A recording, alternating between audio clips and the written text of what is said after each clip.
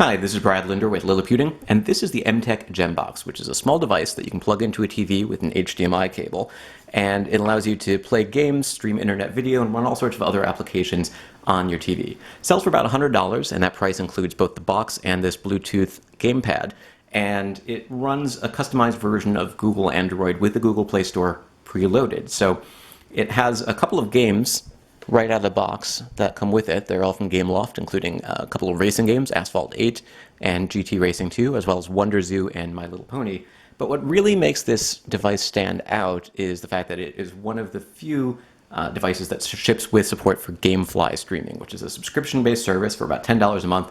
You can subscribe to various packages that allow you to stream PC or console-style games over the internet. So while it has decent enough hardware for playing Android games or retro games using emulators, what really makes it stand out from a lot of other devices that are on the market is the fact that you can now stream relatively recent PC quality games over the internet. And I'll show you how that works in a few minutes. First, let's take a little look at the hardware itself.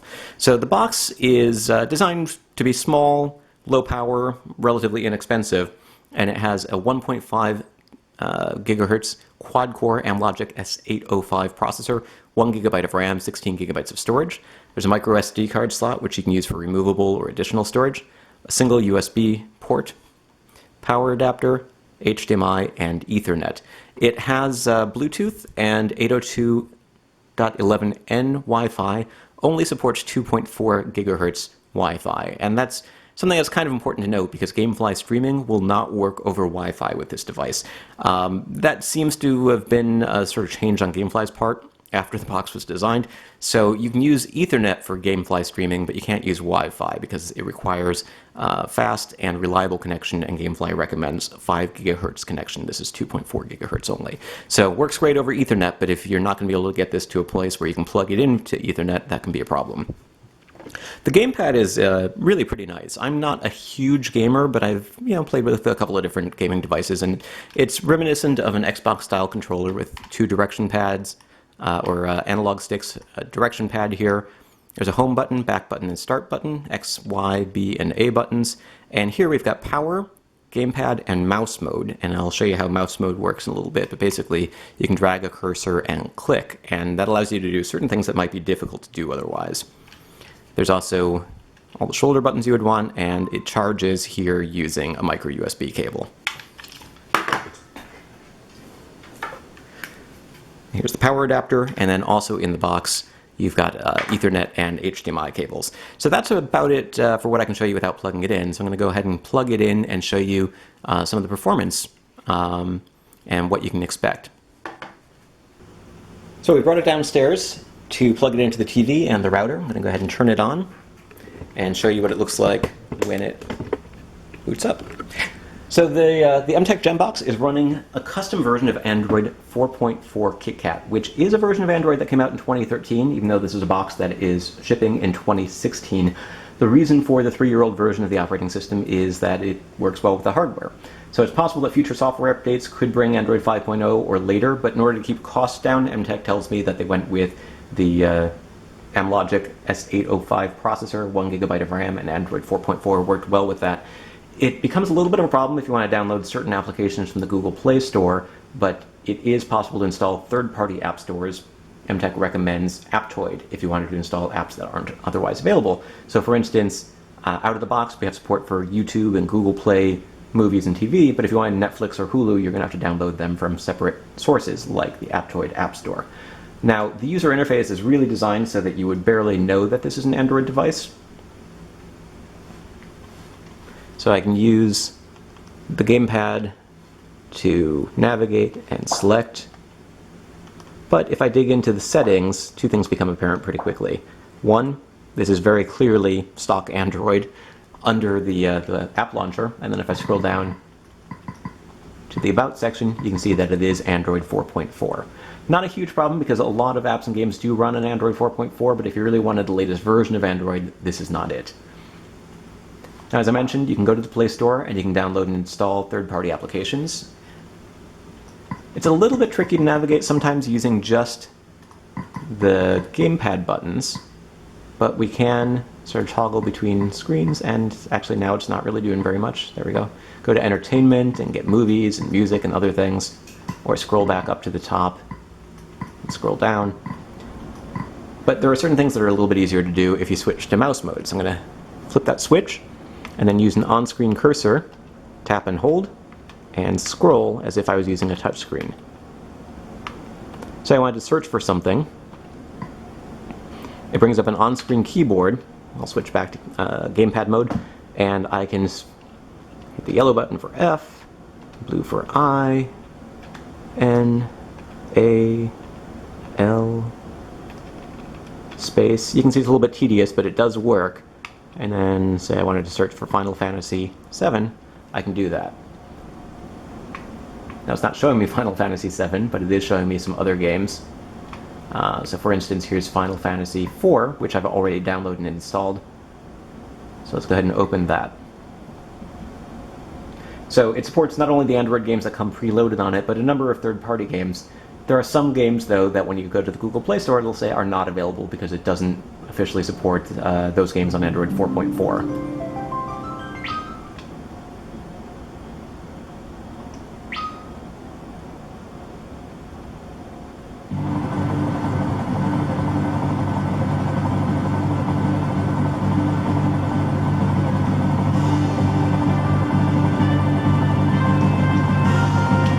Anyways, rather than bore you playing through the opening sequence, I just wanted to show you that that works. Now if we go to the games section, you can see that there are my games. It comes preloaded with Asphalt 4 and a couple of other games. Some of these I loaded myself, including Final Fantasy, Minion Rush, Knights of the Old Republic, Riptide GP2, and I'll show you those, or one or two of those in a moment. There's a retro gaming section, which has emulators for playing classic console-style games, and these are actually not full-fledged emulators preloaded on the device. They're really links to the Play Store where you can download those emulators yourself. And I've done that with Classic Boy and Super Retro, and I'll show you that in a moment. And then there's the GEM Store, which, again, has links to lots of content that's available. And this is about 150 different games divided up into different categories that are all known to work well. So we've got sport and racing games, card and puzzle games, and so on. And these all work pretty well with the gamepad. But really, what helps set this apart is that it's one of a handful of devices that supports Gamefly Streaming. When you load Gamefly Streaming, it's going to check for a fast internet connection. It needs to be at least 5 megabits per second download speeds, and 5 gigahertz Wi-Fi or Ethernet. Now, since we don't have support for 5 gigahertz Wi-Fi and this particular device, you need an Ethernet connection. The only other devices that currently, as of the time I'm shooting this video, support Gamefly Streaming are Amazon Fire TV products and some recent LG and Samsung smart TVs. And what Gamefly Streaming lets you do is essentially stream games over the internet. So I'm going to go ahead and load one.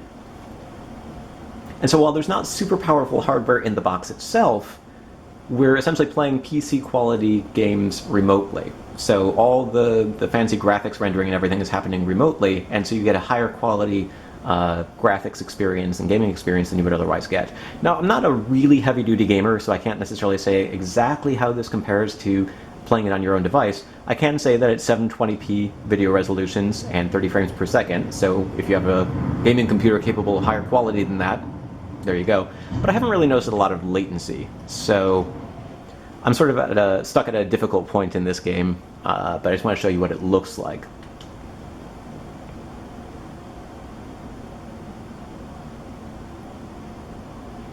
The way Gamefly Streaming works is that you spend around $10 a month for a package of games, maybe a dozen or so games, and there's 10-minute free trial versions of each game. So before you spend money on a package, you can sort of give it a test run and see what the gaming experience is like. It's an interesting proposition, I think, that might appeal to people who already have a game console but don't want to spend a lot of money on games, or to people who are interested in sort of experiencing some gaming without spending a lot of money on hardware, because this whole thing costs about $100 plus that $10 a month.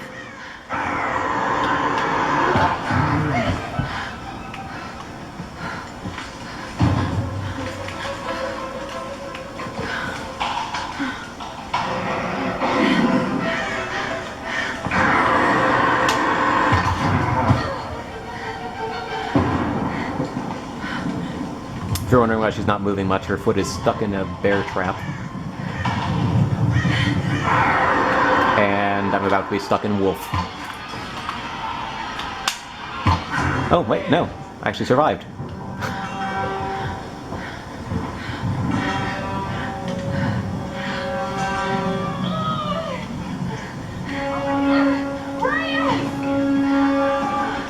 Anyways, that's actually the first time I've made it through that section, but I don't want to bore you watching me play the game. So I'll go back to the catalog and just show you some of the other titles available.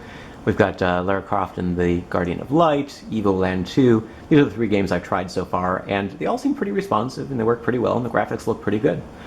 Grid Auto Sport, Divide by Sheep, Moonin, Bit Trip Runner 2. These are just some of the games that are available through streaming. Now, it's not the only game streaming service available. NVIDIA also has its own game stream service, which actually offers up to 1080p and up to 60 frames per second, so you can get a higher quality gaming experience, but you need an NVIDIA Shield to do that, which is going to cost you $200 or more. So this is an interesting alternative. The game streaming subscriptions are competitively priced, but the hardware that you need is actually substantially cheaper if you went with something like the GEM Box. So that's a look at Gamefly Streaming, which I think is really kind of the best feature of this device. But it also supports, as I mentioned, a number of other games. So let's see, we took a look at some of the games that were pre-installed. Let's take a look at retro gaming.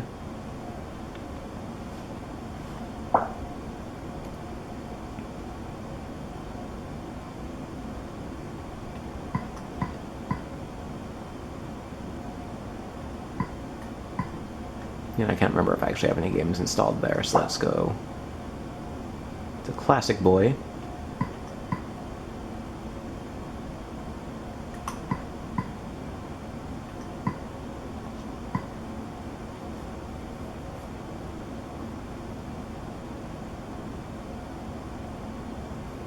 And of course you'll need game files or ROMs in order to play any of these games. I won't necessarily tell you where to find them.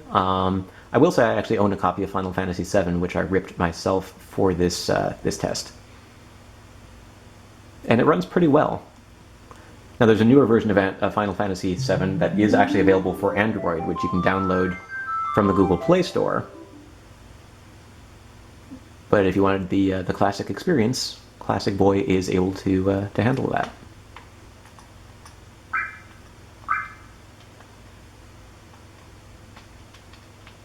If I can remember. Oh, actually, I don't think I have any saved games.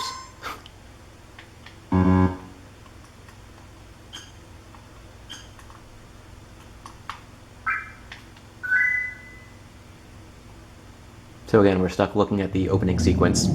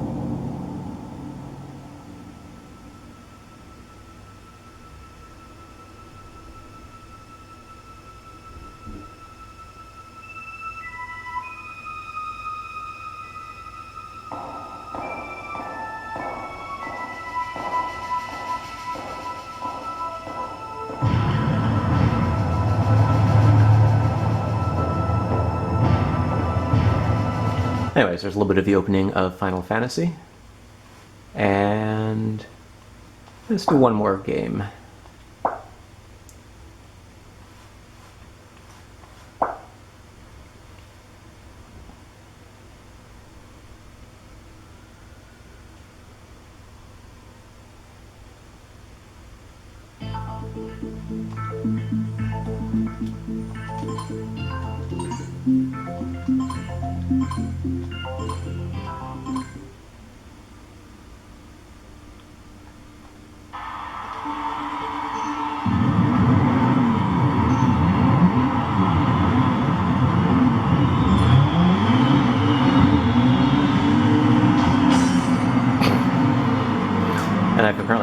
how to control this game.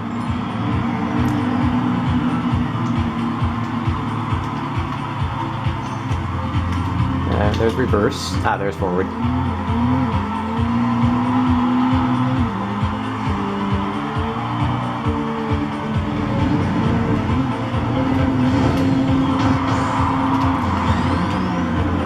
So some of these are games that are designed to be used with a touchscreen device like a smartphone or a tablet, but they work really well with gamepads as well. So as a general gaming device, I think that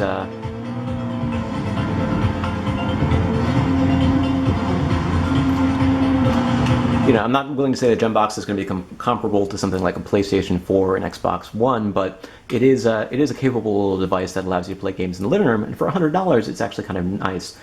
Now, it's not the first sort of micro console of its sort that we've seen, but it is one of the better options I've seen. It has a well thought out user interface, and again, if you sort of get over the limitations and the fact that there are other devices that offer you the ability to download more games from the Play Store or have faster processors or better graphics, the addition of Gamefly Streaming, plus the ability to play classic games, plus the ability to play at least some Play Store games or install third-party applications, makes it an interesting device, and I think it's probably worth the $100 asking price.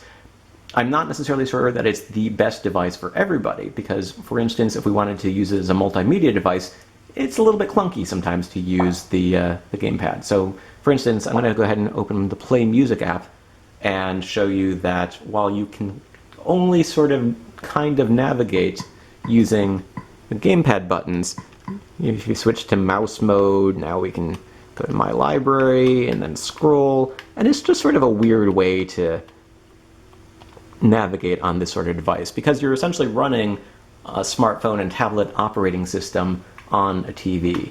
Not all apps have this sort of problem, but some do. On the other hand, the YouTube app works pretty well, actually. And this time we're getting more of the TV sort of version. Hi, this is Brad Linder with Liliputing, and this is the Acer Switch Alpha 12, which is a 2-in-1 tablet with a detachable keyboard. Ships with Windows 10 software, but so you can navigate certain apps like this. If you really wanted to, you could also download and install some third-party applications for media playback. So, for instance, if we go into my full list of applications here, you can see that I did install SPMC, which is a fork of Kodi Media Center.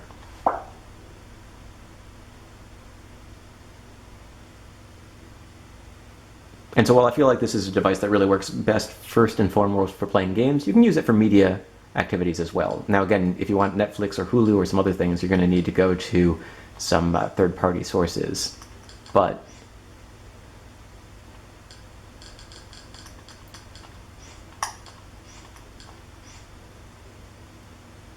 it does allow me to stream videos over my home network, for instance. You know what this is all about? You know why we're here? To be out. This is out. And out is one of the single most enjoyable experiences of life. So that's a quick look at some of the things that you can do with the Emtec GEM Box. If anything, it's kind of convinced me that I kind of want to consider getting a Bluetooth gamepad and using it with my Amazon Fire TV stick, though. Because the Fire TV stick runs a custom version of Android as well, but it's a custom version that really is designed first and foremost for TVs. And it allows you, for instance, to use a very much more media-centric remote control with just arrow buttons, home, back, menu, fast forward, play, and pause. And if you wanted to do gaming, you would use a separate device for gaming. Now the Fire TV stick I already have in my household. It does support Gamefly Streaming, and I'd have to spend about $50 if I wanted the official Bluetooth remote control or gamepad. But that would bring the total cost of ownership to about $90, because the Fire TV stick alone cost $40. This is $100. Again, this is really, I think, though, more if you want the versatility of having a more complete Android experience, even though it's an old version of Android, and you also get additional support for expansion, because you've got a USB and micro SD card slot. Now, if you wanted to go upscale a little bit, you could spend $200 on an NVIDIA Shield TV that supports Gamefly Streaming, not Gamefly Streaming, NVIDIA GeForce Game Stream, as well as streaming games over a home network. This does actually have the ability to stream games over a home network. It uses Moonlight, which is an open source implementation of NVIDIA's tool. And if you have a gaming computer with NVIDIA graphics, recent NVIDIA graphics, you can configure it so that you can stream games from a PC on your home network. That's not something I've tried because I don't really have the hardware for it. But overall, again, I think it's a device that's worth $100 if you sort of take it on its own merits. When you compare it to existing offers from Amazon, from NVIDIA, from others, it becomes a little bit less clear whether it's worth recommending. But as one of the handful of devices that supports Gamefly Streaming, I think it's worth considering for that capability alone. This is Brad Linder with Liliputing, and look at the Emtec GEM Box, which ships in the United States in mid-August for about $100, including the game box and the Bluetooth remote. There's also, you can buy additional game pads for $40 a piece, and there's also an optional remote control with a motion control capability, and if you flip it over to look at the other side, it also supports has a QWERTY keypad. So one of my least favorite things about this is definitely the on-screen keyboard, which I find horribly tedious and difficult to type with, but you can get a QWERTY wireless game keyboard if you really wanted to. So that's the GEM Box from Emtec for $100. This is Brad Linder, and you can find more details, photos, and a written version of this review at liliputing.com.